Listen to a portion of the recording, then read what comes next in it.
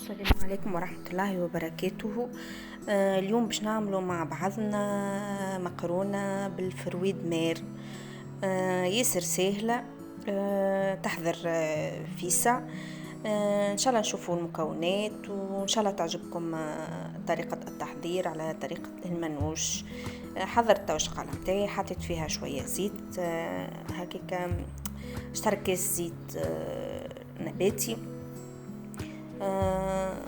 بعدها حسيلو عملت انا حضرت طماطم، فرمتها هي وبصلة مع بعضها باش نفوح بيهم. 3 كعبات طماطم خذيت كبار، خاطر المقرونة بالفرويد مير ماذا بينا نطيبوها بالطوماط فريش. انا عملت شطر هكا وشطر هكا.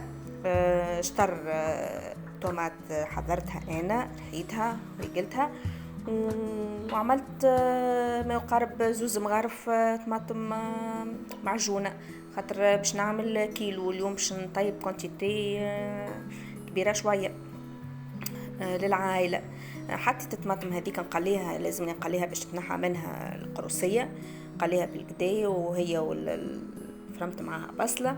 لهنا باش نزيد 2 مغارف طماطم معجونة كبار مع مغرفة هريسة سيكام موززة باش تجيني موززة شوية.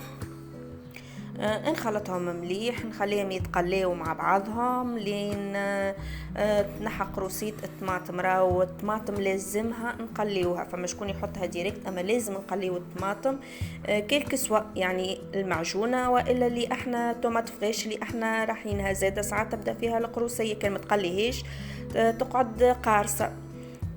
نقليوها مع بعضها، نحركوا مليح الشقالة متاعنا. هيك صايب بدات تتقلى الطماطم متاعنا فهي والزيت، ما نزيدوهاش الماء توا، نخليوها حتى كشلين تتقلى بالقدام. بعد المرحله الجايه باش نزيدوها ما نحطوا لفاحات متاعنا، مغرفه اشترى مغرفه كركم، اشترى مغرفه تابل، مغرفه ونص فلفل احمر، اشترى مغرفه ملح. توا صبينا لفاحات، ما خليوهمش يتقليو برشا لفاحات، جوست هكا شويه، ومن بعد نمرقوا بالماء باش ما يتحرقوش. سيرتو الكركم والفلفل زينه راهو كي نقليوهم برشا راهم يتحرقوا، يبدل المطعم، يسيب بو متاع كل مراره ولا كيفاه. اللفاحات دوبه اكل يسيبوا الريحه متاعهم، ومن بعد جوست ديريكت نمرقوا بالماء. حضرت انا راس ثوم، فرمته كيف تعرفوا المقرونه لازمها ثوم هذيك، كيك سوا بفرويد مير بالدجاج هو لازمنا نحطوا لها الثوم. لهنا خلينا اللفاحات تتقلى شويه، حركناهم، جبنا الفرويد مير متاعنا نضيفين حاضرين. عملت كلامر مقصوص انا عندي حاضر، كروفيت ومولا. طيبوهم بالقدا ونخلطوهم بالقدا، نخلوهم يتصوتيو شويه في الصوص قبل ما نمرقوا بالماء.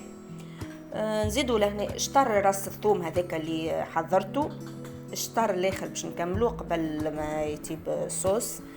ونخليو الفرويد مير يتصوتا شويه، خاطر ما نحطوهوش هكا ديريكت كيف اي حاجه باش طيبوها. ماذا بيك من الاول ما تمرقهاش هكاك نيه يعني وكل شيء.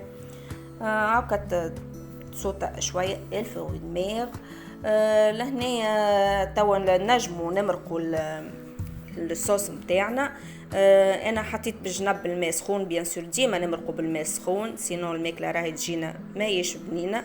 الماء يبدا يغلي بجنبي، نمرق بشويه نخلط مش فرد ضربه، ومن بعد نرجع للشقالة متاعي نكمل نمرق بالكونتيتي اللي الداخل. راهي مقرونة سهلة برشا وما تاخوش برشا وقت. الفرويد مير لف من ربع ساعة تلقاها حصيلو حضرت طابت، تاكل صحة وبشفاء، بنينة زادة صحية. توا نكملوا نمرقوا الكونتيتي الكل ونخليو الصوص متاعنا كما قلت لكم، راهو ماكسيموم 15 مينوت تلقاوها حضرت، ما اكثرش الصوص، يعني فيسع تاع واحد مزروب على الاخر.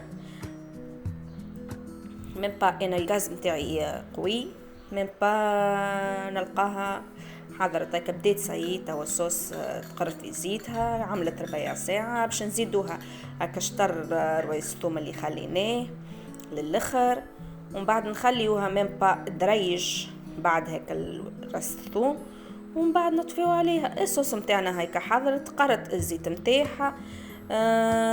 الفرويد مير تاب. توا بقالنا كانش نحضروا المقرونة.